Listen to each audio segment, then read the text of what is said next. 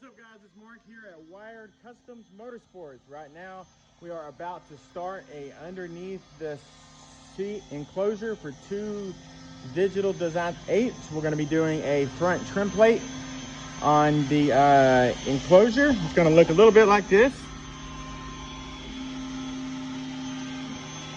and that's all the computer verbiage, and it translates to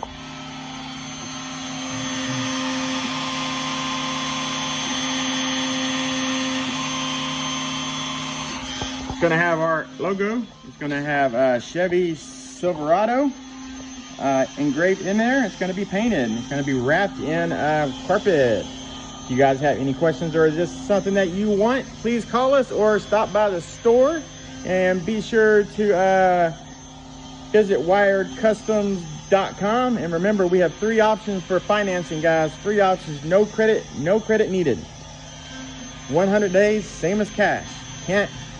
Can't beat it. Thank you for watching. You guys have a great day.